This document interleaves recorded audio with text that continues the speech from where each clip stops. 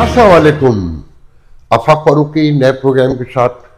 Sunday کے ساتھ میں نے منڈے کی بھی چھٹی کی کہ سیلاب ہی سیلاب ہے، اور باقی تو آپ کو ویسے ہی خود پتہ ہے کہ معاملات وہاں کیا ہے. یہاں ایسی کوئی خاص خبر نہیں ہے، بس یہ اچھی خبر ہے کہ جو امیگرینٹس پکڑے جا رہے ہیں اب وہ ڈپورٹیشن کے حوالے سے ان کی ضمانتیں شروع ہو گئی ہیں کہ یہاں لیبر کرائسس بڑے پیمانے پر شروع ہے، اور بہت سی خبریں ہیں، مگر آج یہ موضوع نہیں ہے. دیکھیں جی، پاکستان جو سیلاب بلا کا شکار ہے اور جہاں پر تباہی و بربادی، وحشت جو ہے بال کھولے جسے کہتے ہیں نا، وہ سو رہی ہے اور رقص کر رہی ہے، اور انتظامیہ کی، ریاست کی، حکومت کی نااہلی کی ہزاروں لاکھوں کہانیاں سنا رہی ہے. اس میں پہلے میں آپ کو آپ کی معیشت کی خبریں دینا چاہتا ہوں کہ آپ کی وفاقی حکومت نے 1830 ارب روپے ایک مہینے میں ادھار لیے، اور ملکی قرضہ تاریخی سطح پر پہنچ گیا ہے. میرے پاس فگرز ہیں مگر اس کی ضرورت نہیں، وہ آپ اخبار میں پڑھنے موجود ہے.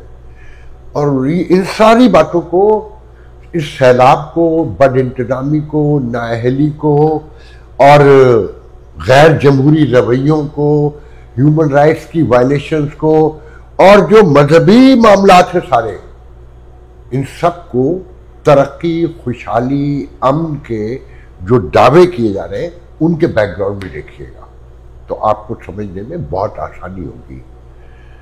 جشن عید میلاد النبی کا مہینہ ہے، اور اس میں بہت فخر ہے کہ میرے نبی کی آمد مرحبا.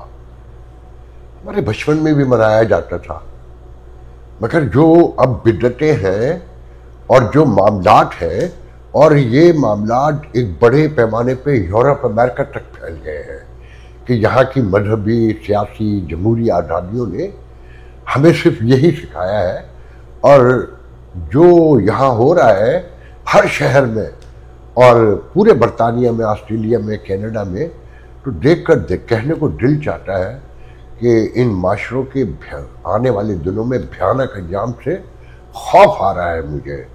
اور مجھے ڈر ہے کہ یہ امریکہ، برطانیہ، کینیڈا، آسٹریلیا OIC کے ممبر نہ بن جائے.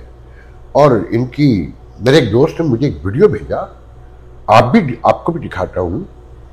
وہ یہ کہتے ہیں، انہوں نے یہ لکھ کر بھیجا، اور مجھے کہنے میں کوئی ڈر نہیں ہے کہ اب یہاں پورے امریکہ میں، یورپ میں ڈانس، ناچ، گانا، دیکھیں سیکولر سوسائٹی ہے، سبھی کچھ کر سکتے ہیں، مگر مذہبی معاملات میں بھی یہ شروع ہو گیا ہے. تو انہوں نے کہا کہ یہ مذہبی مجرا دیکھیے. تو میں چاہتا ہوں آپ بھی یہ دیکھیں، پھر میں آپ کو کچھ اور دکھاؤں.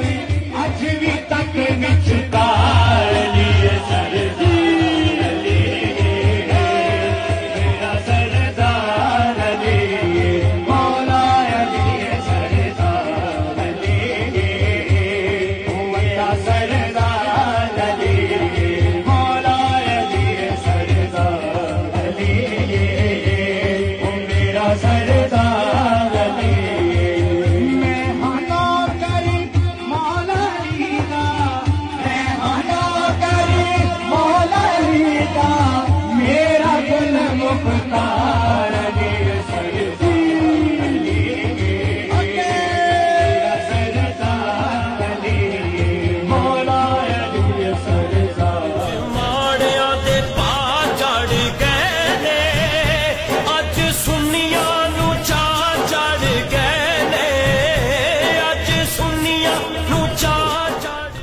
میں ان معاملات کو ایسے دیکھ رہا ہوں کہ ابھی میرے پاس وہ ویڈیو موجود ہے مگر میں دکھاؤں گا نہیں کہ ایک یہاں پر ایک محفل ہوئی بہت ہی مشہور ایک بلڈنگ کے اندر کوئی 2 ماہ پہلے.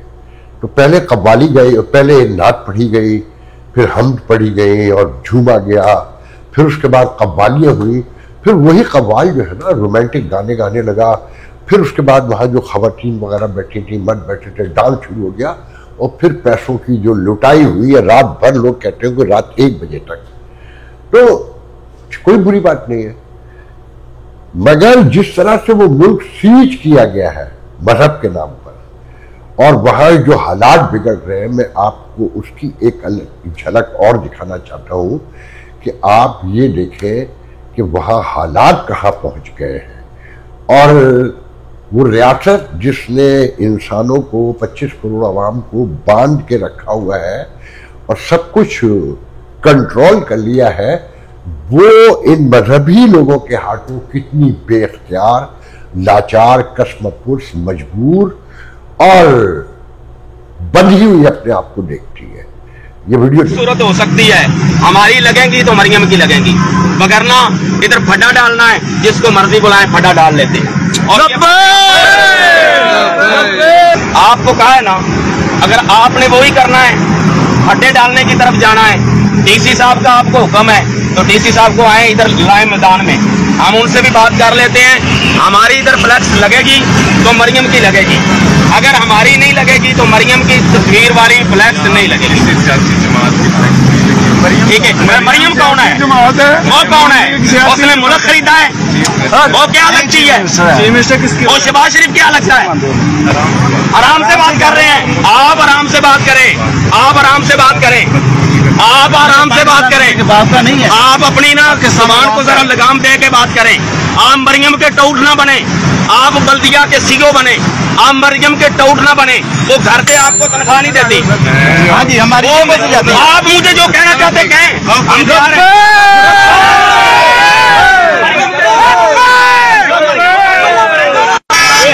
مریم کا ٹوٹ بننا ہے نا تو پھر ہوتا ہے کیا ہے.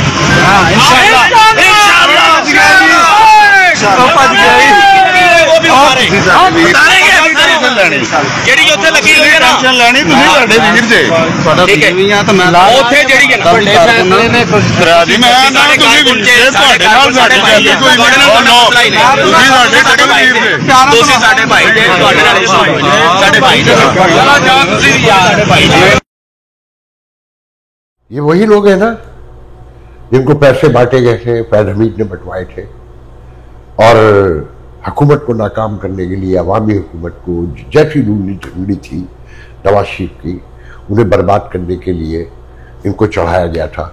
آج یہ گلی محلوں پر قبضہ کر چکے ہیں, کوئی نارمل سانس نہیں لے سکتا. وہ لوگ, یہ وہی لوگ ہیں جو امریکہ, کینیڈا, یورپ میں بھی جشن عید میلاد النبی کو اور میرے نبی کو دکھا کر جو کھیل کھیل رہے ہیں اور جو یہاں حالات پیدا کر رہے ہیں اور جو خوف بڑھ رہا ہے, وہ آنے والے دنوں میں پتہ چلے گا کہ یہاں آپ کی سوشو پولیٹیکل تو کوئی لائف ہے ہی نہیں, جھوٹ اور ڈرامے کے علاوہ سب مذہبی طبقات کا ہی کنٹرول ہے کہ جو لوکل تنظیم ہے اس کے پاس ٹکا بھی نہیں ہے کیونکہ جعلی ہے.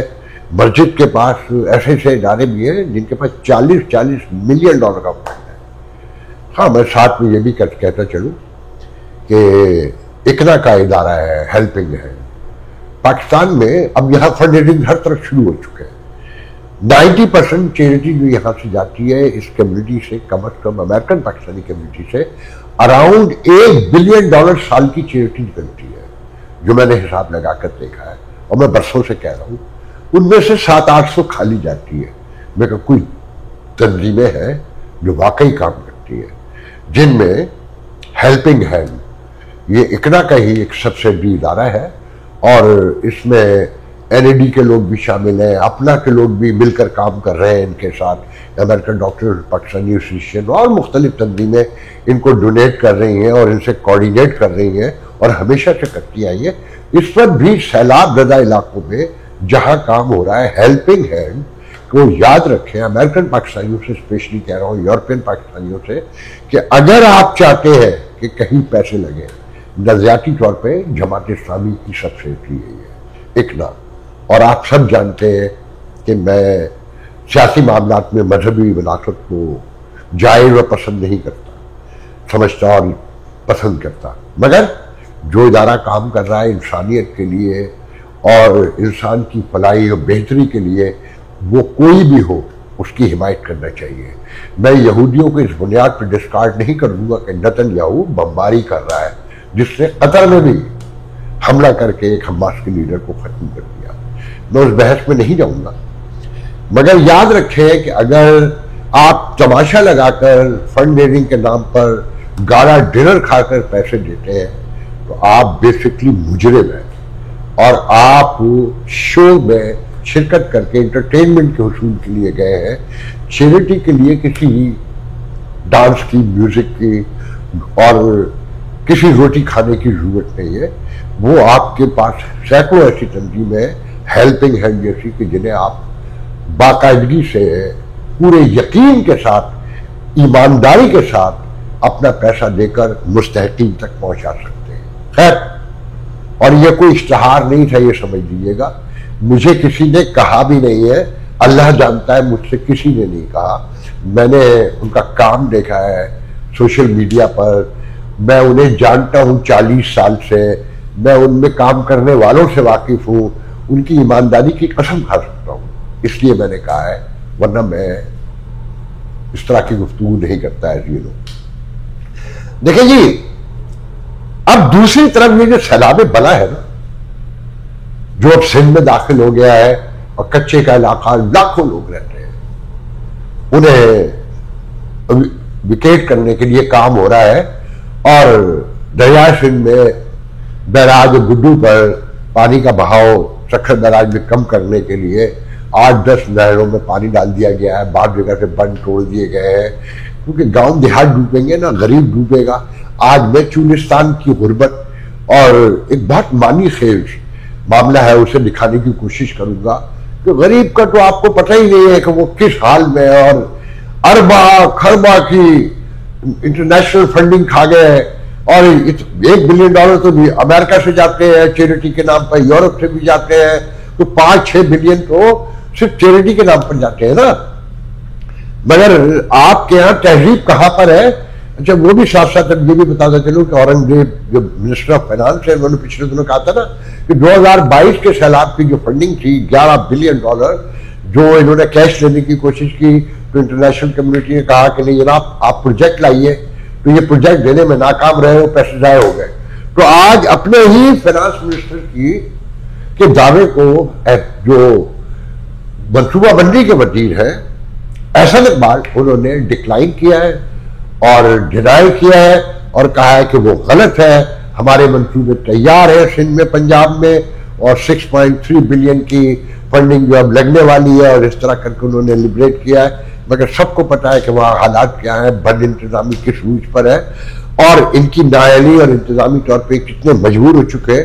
پہلے یہ ویڈیو دیکھیں. ناران پاغان میں جو دریا اچھلے, پہاڑ غصے میں آئے, یہ خود بخود نہیں آئے, یہ وہاں زنا کے اڈے کھل گئے, بڑے بڑے ہوٹل بن گئے, اب شراب اور زنا کے اڈے کھل گئے, تو بے جان پہاڑوں کو بھی غیرت آئی, اور پتھروں کو بھی غیرت آئی, اور بادلوں کو بھی غیرت آئی, جو کبھی پھٹتے نہیں ہیں, برستے ہیں, لیکن وہ یہ گندگی اور غلاظت دیکھ کر پہاڑ چیخ اٹھے, بادل پکار اٹھے, زمین تھر تھرا اٹھی, اور انہوں نے اپنا انتقام لیا اور پانی میں بہا دیا, تاہو بالا کر دیا, تباہ و برباد کر دیا. پھر بھی میں نے کہا آنکھیں نہیں کھل رہی, یا اللہ کب ہدایت آئے, وہ تو رونا ہے.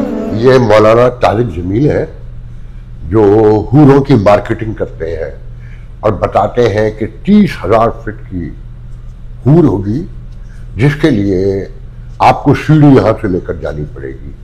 یہ وہ طارق جمیل ہیں جنہیں میں نے خود سنا ہے, جو اسلام کو ایک لالچ کے طور پر پیش کرتے ہیں, بتاتے ہیں کہ اسلام میں لالچ کے سوا کچھ نہیں ہے، اور میں نے خود سنا ہے کہتے ہیں کہ جو لوگ یہاں نیکوکار ہوں گے انہیں پہلے فرشتے شراب دیں گے طہورا، پھر کچھ کو نبی دیں گے، اور میرے نبی تک کا انہوں نے ذکر کیا، پھر کہتے ہیں جو سب سے اعلیٰ درجے پہ نیک فائد ہوں گے انہیں اللہ تعالیٰ اپنی ہاتھوں کی اوک سے شراب پلائے گا. یہ وہ آدمی ہے. اور جو ایک لائن کی کہانی کو، قصے کو ایک کتاب بنا کر پیش کرتا ہے، ایک جوریشن کرتا ہے، یہ آدمی آپ کو بتا رہا ہے کہ یہ عذاب آپ پر اللہ کی، یہ ہے حکمرانوں کے اصل دلال جو آپ کو سیج رکھنے کے لیے، آپ کو ذہنی طور پر کنٹرول کرنے کے لیے مارکیٹ میں چھوڑے گئے ہیں. جائیں معلوم کر لیں، یہ آدمی جہاں پیدا ہوا ہے، جس علاقے میں رہتا ہے عبدالحکیم، فیصل آباد کے پاس، ملتان اور فیصل آباد کے درمیان، وہاں کا یہ سب سے بڑا قبضہ گروپ ہے. وہاں اس کے بھائی کی اور اس کی مرضی کے بغیر کوئی زمین بھی نہیں بیچ سکتا. جائیے جا کے معلوم کر لیجیے. یہ آدمی بتا رہا ہے کہ ٹورزم اگر ہوگی اور لوگ آئیں گے اور اپنی مرضی آزادی سے رہیں گے تو وہ عذاب الہی بن کر اترے گا.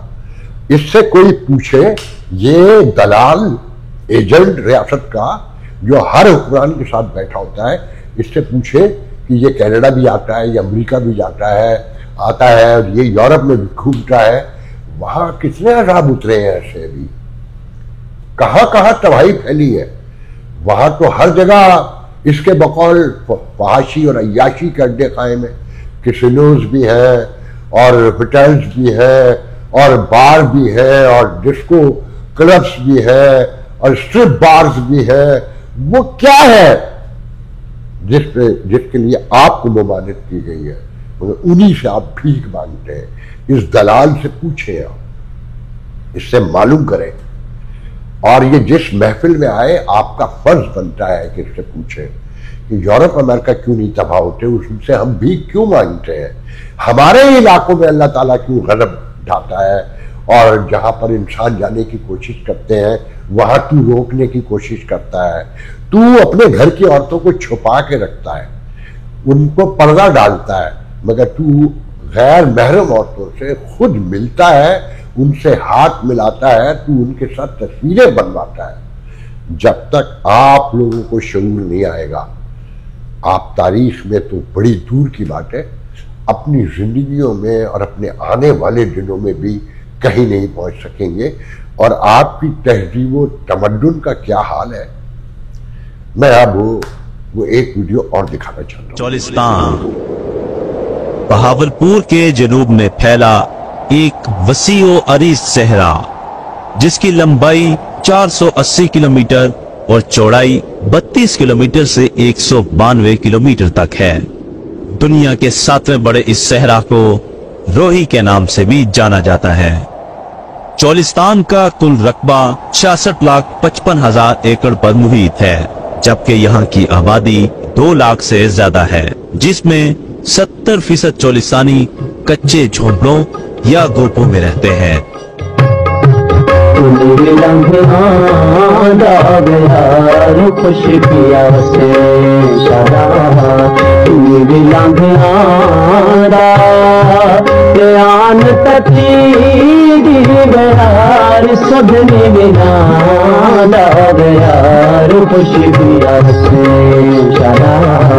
صحرائے چولستان بہاول نگر، بہاولپور اور رحیمیہ خان کے اضلاع تک پھیلا ہوا ہے. لکو تک صحرا کبھی تہذیب و تمدن کا گہوارہ ہوا کرتا تھا. دریائے ہاکڑا کی یہ تہذیب دریائے گھاگرا کے کنارے آباد تھی. اب صحرا کے ٹیلے ہی اس تہذیب کے امین ہیں.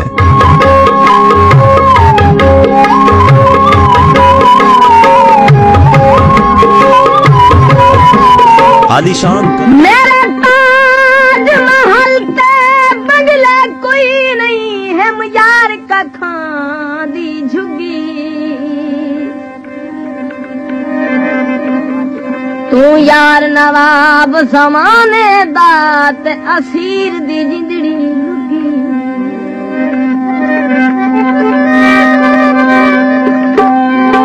زر مال تے دولت کیسے نہیں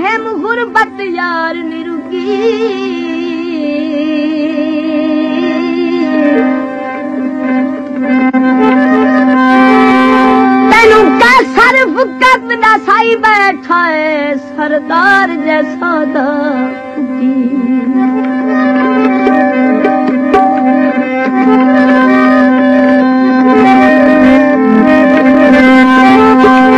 کوئی سگریٹ ٹوٹ گئی ہے اے جیا دار آیا ہے بانٹھول دی چھٹ گئی.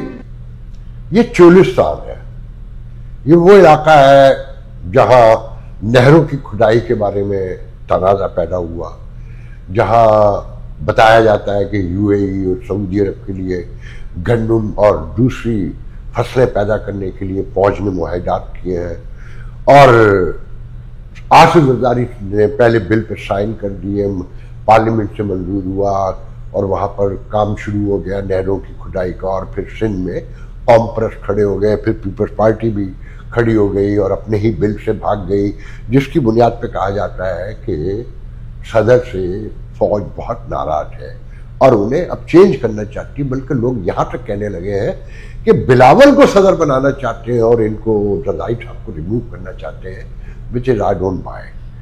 یہ پولیٹیکلی سمجھ سے باہر آ رہا ہے کہ بلاول اپنے باپ کو ریپلیس کر کے بن جائے گا. کوئی باپ کی اپنی انڈرسٹینڈنگ ہو تو بہرحال میں اس طرف نہیں جانا چاہتا. All of a sudden, very all of a sudden, social media پر چولستان کو بڑے پیمانے پر اور اس کی غربت کو، اس کی کشم پرسی کو، اور وہاں غیر انسانی بستیوں کو دکھایا جا رہا ہے.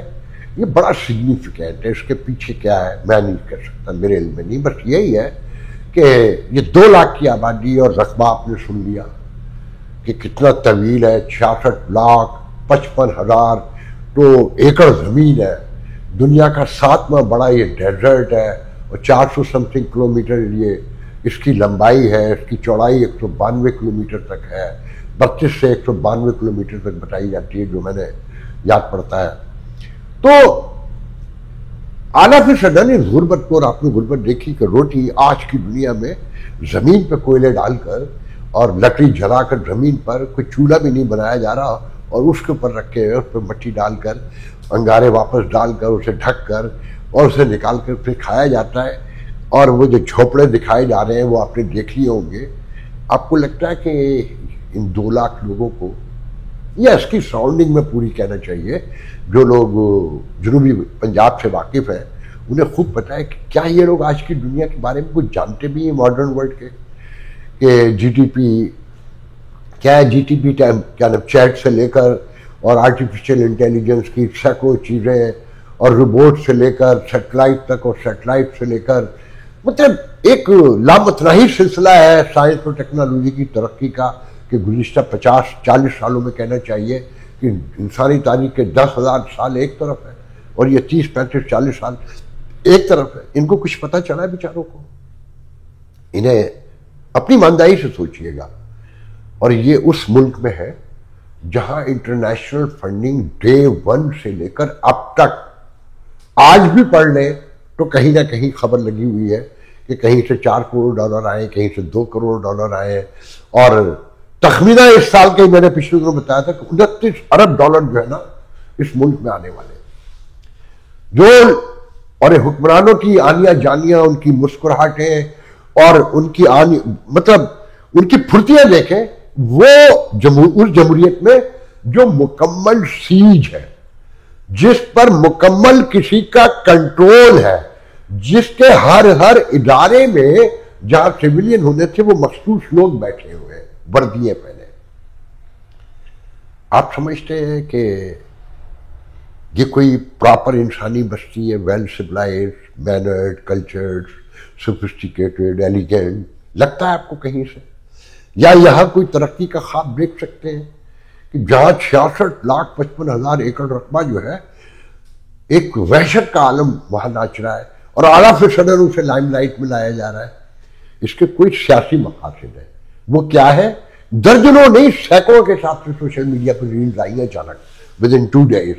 میں بہت فالو کرتا ہوں چیزوں کو، باریک چیزوں غور سے دیکھ رہا ہوتا ہوں کہ نئی نئی چیزیں کیوں آ رہی ہیں، اس کے پیچھے کیا ہے. آپ کو یاد ہے کہ جب مودی کے خلاف آنا شروع ہوئی تھی تو میں نے کہا تھا کہ مودی ہاریں گے تو نہیں مگر مودی کو مارجنلائز کر دیا جائے گا. ایسا ہی ہوا تھا نا. تو سوشل میڈیا کا دور ہے. اچھا الیکٹرانک میڈیا کے ساتھ میں جو ریگولر پروفیشنل میڈیا ہے اس کے حالات تو آپ دیکھ ہی رہے ہیں کہ تازہ ترین واقعہ ہے کہ 200 سالہ اردو صحافت کی تاریخ میں ملک کے سب سے بڑے اخبار جنگ نے اپنا ایڈیٹوریل نہیں چھاپا اور کوئی جواب دہی بھی نہیں اور کوئی وضاحت بھی نہیں کہ بھائی کوئی کیا وجہ ہوئی. اڑتی خبریں ملی کہ جی وہ نیو یارک ٹائم نے بھی اپنا ایڈیٹوریل ختم کر دیا which is not true. آپ کو پتا ہے ایڈیٹوریل کا مطلب کیا ہوتا ہے؟ اخبار کی پالیسی اور وہ پالیسی جو پبلک کی اس وقت کی ڈیمانڈ مطالبات اور جس پہ تشویش اور پریشانی لاحق ہو عوام کو اور جسے حکومت یا تو اوائڈ کر رہی ہو یا دیر کر رہی ہو یا اسے اہمیت ہی نہ دے رہی ہو اس کو ابھارنا اس پر رضامند کرنے کی کوشش کرنا اور عوام کی آواز کو حکمران طبقے ریاست اور حکومت تک پہنچانا یہ ہوتا ہے ایڈیٹوریل. اور میڈیا کا کام ہی کیا ہے کہ عوام کو حالات سے آگہی دینا زمینی حقائق سے آشنائی فراہم کرنا اور ان کی آواز کو حکمرانوں ریاست تک اور پوری دنیا تک پہنچانا. ایڈیٹوریل پیج تو موجود ہے مگر ایڈیٹوریل دو طرح کا ہوتا ہے. ایک ایڈیٹوریل ڈائریکٹ جو اسٹینس ہوتا ہے ادارے کا اور پھر اس کی پالیسی کے مطابق فیو آرٹیکلز اوپینین بیسڈ مگر اسے بورڈ جو ہے ایڈیٹوریل بورڈ وہ اپروو کرتا ہے یا چھوٹا اخبار ہے تو ایڈیٹر کی ذمہ داری اس کے ہی گلے میں ہوتی ہے. اچھا اس کا ایڈیٹوریل پیج قائم ہے جن کا جس میں 5 سے 6 کالم انتہائی ناجائز بھتہ خوروں کے اور ان لوگوں کے ہیں کہ اگر وہ کسی مہذب سوسائٹی میں ہوتے تو انہیں چارج شیٹ کیا جاتا انہیں بتایا جاتا یہ کون لوگ ہیں اور یہ معاشرے میں کیا کر رہے ہیں.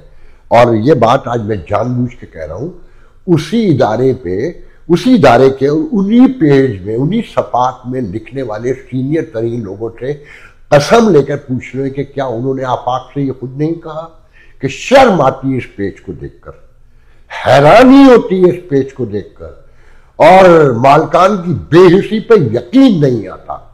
ان سے کہیں کہ سینے پہ ہاتھ رکھ کے بتائیں کہ کیا انہوں نے مجھ سے یہ باتیں نہیں کی اور عوامی رائے کیا ہے مگر وہاں سے ایڈیٹوریل تو غائب کر دیا گیا. تو جناب آپ کے ملکی حالات اب یہ ہے کہ ایک افراتفری آخری بیان کر رہا ہوں. میری بھابھی ہے شی از اراؤنڈ 74 ناؤ اور ریٹائرڈ ہے ٹیچر رہ چکی ہیں. تو کل بتا رہی تھی نام لے کے بتا رہا ہوں بھابھی کا ذکر کر رہا ہوں کہ بارشوں میں کراچی سے لے کر سکھر تک سبھی ڈوبا ہوا ہے. اچھا پھر لاہور میں نے کل آپ کو ہاں یہ بتانا بھول گیا کہ کل میں نے اپنا جو پروگرام ویڈیو نہیں کیا اس کی ایک وجہ یہ بھی تھی کہ جہاں خاتون میری ایک دوست میری ساتھی بھی ہیں دوست بھی ہیں میری پرانی میرے ساتھ کام بھی کر رہی ہیں وہ اس کا تھم میل وغیرہ دوسری چیزیں بناتی ہیں وہ لاہور میں رہتی ہیں. نیٹ ہی نہیں تھا تو انہوں نے اپنے ڈیٹا سے مجھے میسج کیا کہ میں ویڈیو وغیرہ نہیں دیکھ پاؤں گی اور کچھ نہیں کر سکوں گی کیونکہ میرا ڈیٹا ایسا نہیں ہوتا اور یہاں نیٹ نہیں ہے بارشوں کی وجہ سے. سیم چیز میری بھابھی نے بتائی کہ بیٹا میں صبح سے کوشش کر رہی تھی تم سے بات کرنے کے لیے تو نیٹ ہی نہیں تھا اور ہر طرف پانی ہی پانی ہے. وہ بتا رہی تھی کہ پینشن کے لیے ہر 6 ماہ کے بعد کوئی فارم بھرنا پڑتا ہے جو بینک کو دینا ہوتا ہے سم تھنگ یا ادارے کو تو بینک میں پیسے نہیں آئے ہیں تو میں بینک کو میں نے میسج کیا تھا تو وہ کہتے کہ آپ کو یہاں آنا پڑے گا. تو بیٹا وہاں جہاں بینک ہے مکمل پانی سے گھرا ہوا ہے.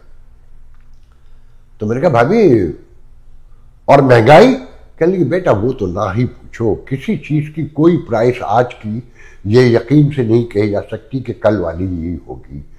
اور بار بار ایک جملہ کہتی تھی کہ بیٹا یہ ملک تو ویسے ہی ڈوب گیا یہ ملک تو ویسے ہی ختم ہو گیا یہاں اب کچھ بھی نہیں ہے، کچھ سمجھ میں نہیں آتا، گرمی سے برا حال ہے، یعنی اللہ کا شکر ہے کہ آج بادل ہی بادل ہے، کل سے بارش ہو رہی ہے تو موسم کچھ بہتر ہے، اے سی بند ہوا ہے، مگر یہ کہ باہر نہیں نکل سکتے، پانی ہی پانی ہے، اور یہ حالات کراچی سے لے کر سکھر تک ہے، لیکن یہاں تک کا تو مجھے پتا ہے، باقی آپ کے میڈیا میں موجود ہے، تو اس سارے معاملے کو اپنی معیشت کے بیک گراؤنڈ میں دیکھیے گا، جس کے لیے یورپ تک آ کے فیلڈ مارشل دعوے کرتا ہے کہ ہم 2030 میں G20 کا حصہ ہوں گے، اور 2047 میں G10 کا حصہ ہوں گے، اور یہ سارے لوگ وہی ہیں جو ہمیشہ سے یہی دعوے کرتے آئے ہیں، ایوب خان سے لے کے آج تک دیکھ لیں، اور ہر آنے والا دن پچھلے دن سے زیادہ خراب ہوتا گیا ہے اور مسلسل خراب ہو رہا ہے، اور پہلی بار آخر میں یہ بتا کے جا رہا ہوں، لوگ اب اس کی سلامتی کے حوالے سے مکمل پریشان ہیں، اور وہ لوگ جو کبھی اس کی سلامتی کے حوالے سے ایک جملہ بھی سننے کو تیار نہیں ہوتے تھے، آج وہ بھی کہتے ہیں کہ یہ ملک ہم پر بوجھ بن چکا ہے۔ جو middle class, high middle class ہے، وہ بھاگ رہی ہے، مسلسل مکمل بھاگ رہی ہے، اور ہر قیمت پر بھاگ جانا چاہتی ہے۔ جو غریب ہے وہ وہاں پس رہا ہے، مر رہا ہے، ڈوب رہا ہے، اور اسی پر ظلم ہو رہے ہیں، اسی پر سارا تشدد ہو رہا ہے۔ ایک ویڈیو اور دیکھا، اسلام آباد سے ایک اور بچہ غائب کر دیا گیا، اور صحافیوں نے لگائی ہے وہ ویڈیو۔ تو روز جس طرح کے معاملات چل رہے ہیں، پھر جو عدالتوں میں ہو رہا ہے کہ 4 ججوں نے فل کورٹ میں جانے سے صاف انکار کر دیا خط لے کے، کوئی ادارہ منظم نہیں بچا ہے۔ آخری جملہ یہ کہہ رہا ہوں کہ جب کوئی ادارہ منظم نہیں ہے تو یہ جو آپ کو منظم ہو کر لوٹنے کی کوشش کر رہے ہیں، مار رہے ہیں، یہ بھی بہت جلد مشکل میں آنے والے ہیں۔ اور میرا ذاتی خیال یہ ہے کہ اکتوبر، نومبر، دسمبر پاکستان کے سب سے مہنگے اور بدترین اور انتہائی خوفناک اور اہم ترین مہینے ہوں گے۔ آج کے لیے اجازت دیجیے، انشاءاللہ کل گفتگو ہوگی۔ اللہ حافظ۔